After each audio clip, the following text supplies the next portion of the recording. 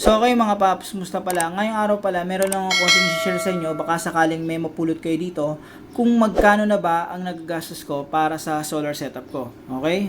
So simulan na natin to mga paps. So mga paps, eto na yung solar setup ko. So yan, ngayon, maayos na siya. So yan siya, tingnan niya. Ayan. Yan. Medyo maayos na yung setup niya. Yan. Tapos, ayan yung table na ginawa ko. So, fire extinguisher, ayun, toolbox sa ilalim, tapos battery. Yan, 24 volts. So, ayun yung setup ko. So, mga paps, kaya ako gagawin tong video na to, in case na may makapanood ng video na to, may idea sila kung magkano ba ang gantong setup. So, etong setup ko ay 4.2 kilowatts na hybrid inverter na merong 24 volts 100 Ah battery na merong 1,500 watts na solar panel. So, ipapakita ko sa inyo yung listahan ko ng mga items na nabili ko at kung magkano ito mga paps. So mga paps, panoorin nyo itong video na to para kahit paano kung nagbabala kayo mag-setup ng ganito, alam nyo yung posibleng magagastos nyo sa gantong setup. So ito yung listahan ko, papakita ko sa inyo. Etong naka-presyo dito, hindi ko pa nilagay yung voucher o yung discount. So kung bibili kayo sa Shopee or sa Lazada, posibleng mabawasan pa yan, okay? So hindi ko na nilagay yung discount kasi yung iba mababa lang naman, sa shipping lang naman eh.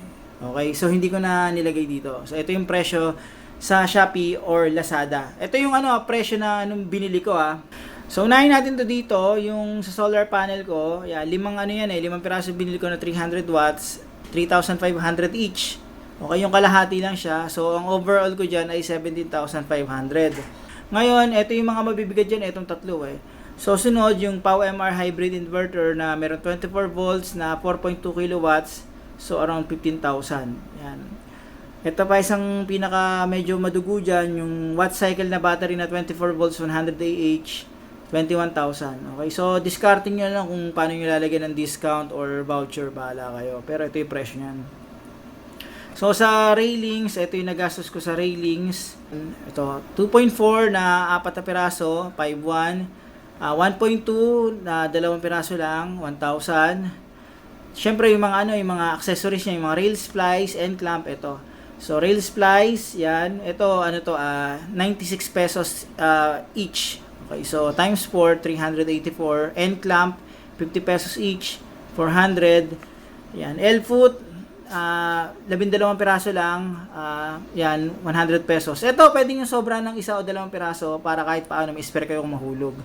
So, ito, 1,200. Ground clamp, times 4, 50 to 100 pesos. Mid clamp, ayan, times 8, 50 pesos, 400 pesos yung total niyan. Yung ground clamp sa ground rod, yan, bumili rin ako, 30 pesos lang naman, okay? Next natin, ito, yung sa naman, mga wirings, yan. Ito, wiring sa yung mga yon nakaset doon, yung mga sa cable, battery cable, saka sa PB cable, PB wire.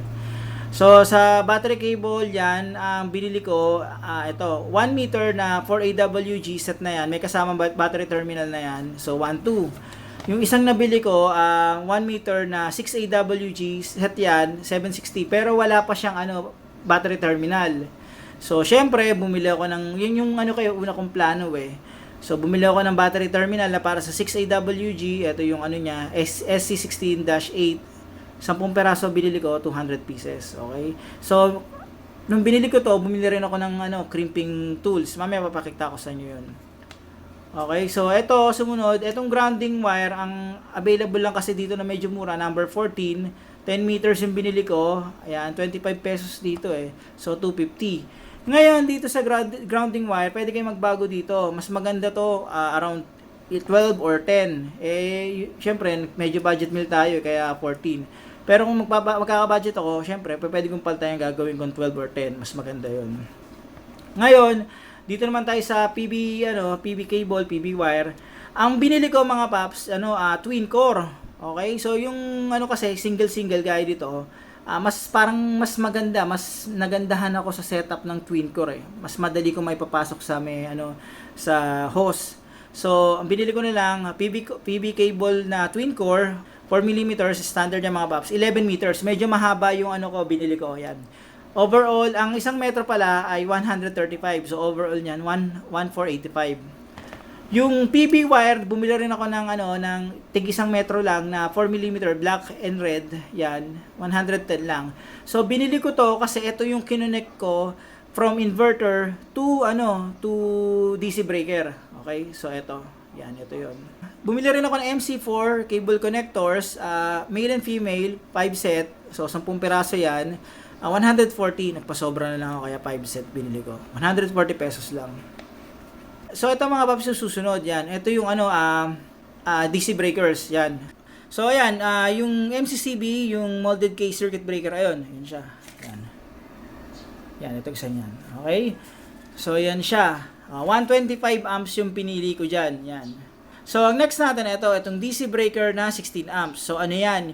Yan yung breaker sa pagitan ng inverter at ng solar panel. So ayun siya. So ito siya. Yan. Ito isang to. Yan. Yan. 16 ampere yan. Nakikita yan. Yung tinuturo ng ballpen. So, 16 amps lang yung pinili ko dyan. Yan, 256. Ngayon, yung naman, yung AC breaker, yan, MCB, 25 amps times 2. So, bakit times 2 yung pinili ko? Kasi, yung isa niyan para sa AC out at saka yung sa AC in. So, safe yung yung 25 amps. Pero kung gusto nyo pa ng mas safe, pwede naman ng 20 amperes. Pero nagdagdag ako ng 5 amperes para in case na merong mga heavy load, hindi magti-trip yung yung breaker ko. Okay? So sapat na yan mga paps yan yung rating ng ng breaker na yan. Isipin niyo sa mga bahay, usually ang mga ginagamit na breakers kapag outlet ay 25 at 30 amperes. Okay? Sa mga ilaw, may 15, minsan 20. Okay? So, binase ko lang yan sa standard na ginagamit sa bahay. 25 amperes. AC out, saka AC in. Yan. Ano pa susunod? Ito. Yung power metering yan, digital display, 700. So, nakikita nyo may mga mga nakasulat doon. Yan, yan. Nakasulat din yung consumption, yung ginagamit namin ngayong wattage, tas yung consumption, total consumption namin, kung ilang amperes. Yan, yung mga details na yan. 700 pesos. Yan. So, 700 pesos yan. Ngayon, yung cable management raceway, yung maliit lang yung pinili ko. Yan, nakikita nyo yung na yan, yung parang gray na yan. Yan, yung gray na yan. Yan. So, parang cable organizer lang siya. So, yan siya. Ito susunod, yung MCB panel box na 12 ways. So, hindi ko na sinama dito yung DIN railings kasi sa MCB panel box na ganyan, yung box na yan, meron na siyang DIN railings na kasama, ayun. So, ang overall total niyan ay 69,425. So, almost 70,000. Ngayon mga paps, etong pinakita ko listahan, wala pa dito yung mga essential tools na kailangan para magawa to ng tama, maayos yung wiring, okay? So, ito yung kasunod na page niyan. Kita So, yung ko, mga paps, binili ko rito. Ito mga importante to kung tutuusin Kasi pag hindi kayo mahirapan kayo magpasok ng mga ng mga wire sa mga sa MCB, kasi pag pinasok mo yon yung wire iikutin mo pa, pero maganda meron kayong ferrule. Yan, ito yung ferrule crimper set 450. Ito siya. Ito yung crimper niya. Yan, ito yung crimper niya. Alam ko na meron ako shorts niyan panoorin niyo na lang. Tapos ito, yan. So ito yan, ipapasok to sa wire, pasok sa wire tapos i-crimp nito. Yan, i-crimp niyan. Okay, para yung mga stranded wire, mapag-iisa na lang siya. Okay? So ayan yung ferrule crimper set. Maganda to, bumili kayo nito mga paps. Pag nag-ano kayo, electrical wiring kayo, kahit regular lang, magagamit niyo yan. Next ko, yung cable lug crimper. Kasi yung una kong plano talaga, mamanu-manuhin kong setup. Noong time na yun kasi bala ko talaga from scratch. Yun, bumili ako nito. Yan, itong cable lug crimper. Ito, yan. So, ito yung sa battery, terminal. So, mamano-mano yung gaganyan din yan. Yan. Yan. Yan. Yung dyan, yung 6AWG ko. Pakita ko Yung 6AWG ko, yon gumamit ako nitong crimper. Yan. Yun. Okay? Tapos, ang next ko, mga paps, dito. Ito, yung MC4 crimper. Yan. So, kailangan nyo to. So, ito yung MC4 crimper. Ito yung sa, MC4 na male or female, yung pinaka, yung pinaka connector doon. Ito gagamitin yung pang crimp. Yan. MC4 crimper. So, 450, nakalagay naman dito eh. Yan. Tapos cable tie, zip tie. Yan, bumili kayo ng 100 pieces. Ito, 70 pesos lang. Yung mahaba binili ko eh. Tapos, ito, madugo rin to mga paps. Kasi, yung hagdan ng kapitbahay ko, hindi ko mahiram dahil medyo, maliit, saka medyo nakakaya. So, kaya bumili na lang ako nitong ladder. Ito, optional nito. 20 feet. 3.5. Tapos, itong Boston number 12 AWG, one roll. Bumili ako.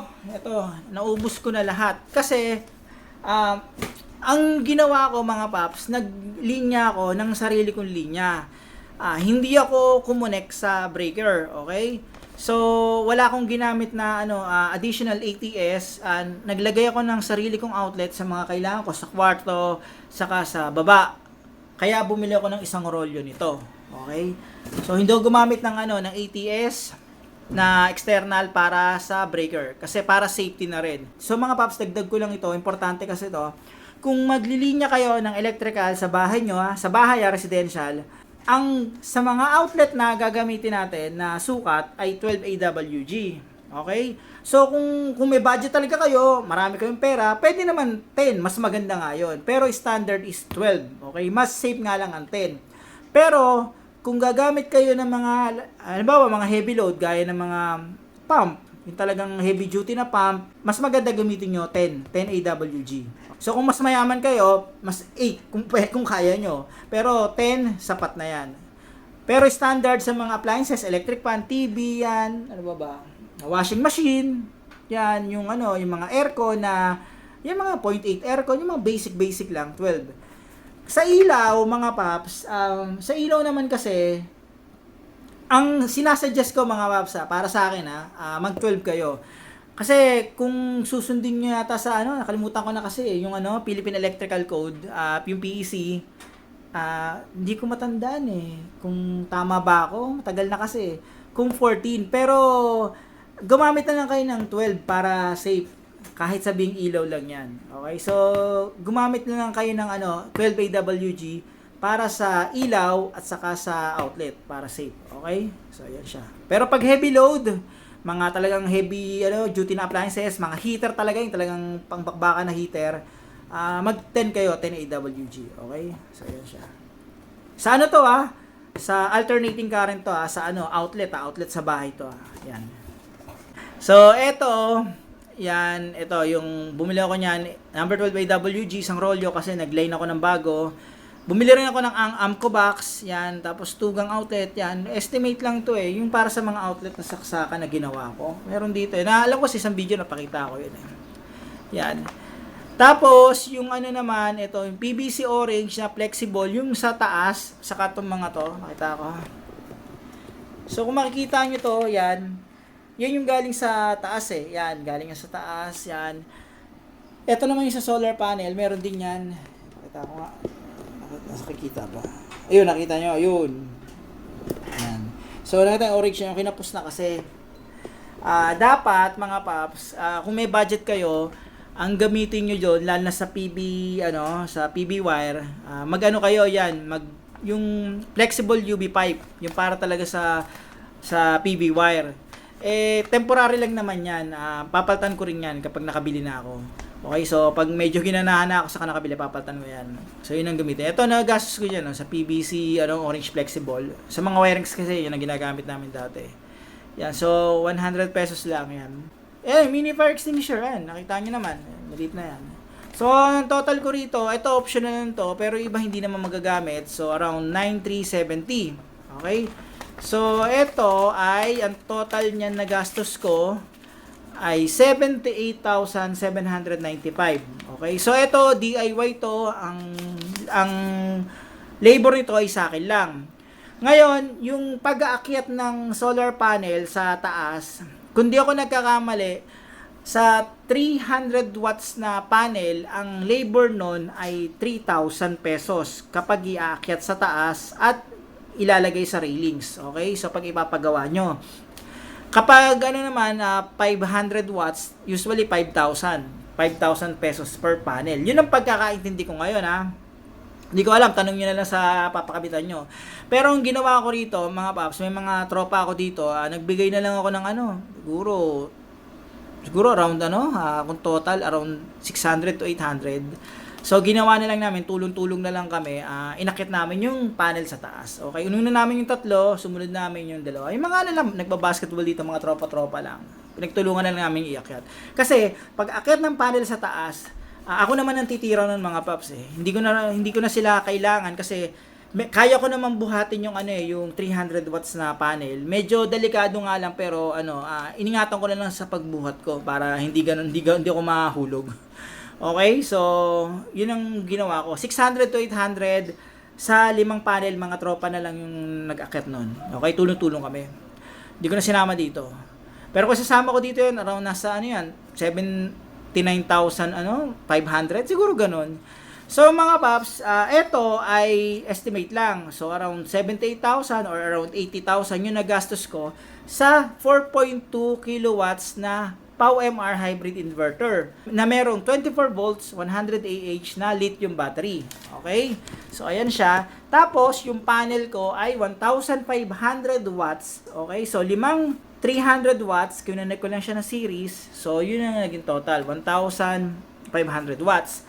Ngayon, yung naman, meron akong dinagdag dito, mga paps. So, ito yung dinagdag ko. Yan. Nagdagdag ako, bumili ako ng isang aircon na Midea, yung window type lang na 0.8 horsepower. Inverter to, mga paps. Okay? So, binili ko to kasi para kahit paano control yung load namin. Kasi kung gagamitin ko yung 1 horsepower namin na Samsung, parang parang ang sa tingin ko mas makakatipid kami dito kumpara doon. Although kapag malamig na yon, sabi hindi raw ganun kalakas yung konsumo, pero kasi mas bababa pa rin yung horsepower nito, mga paps. At saka nung sinubukan ko to, nung madaling araw, na-hit ko yung 250 to 300 watts na power nito. Okay? So, madaling araw yun, na-hit ko yan.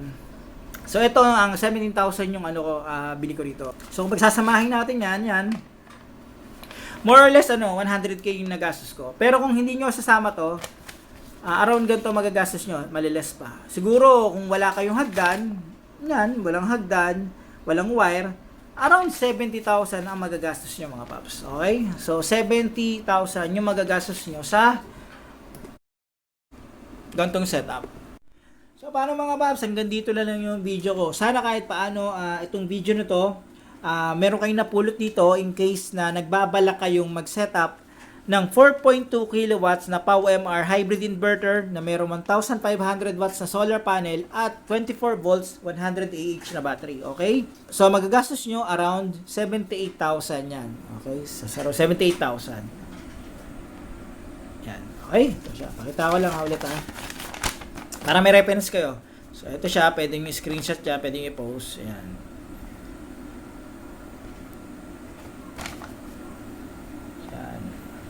Okay, kaya nyo naman di ba?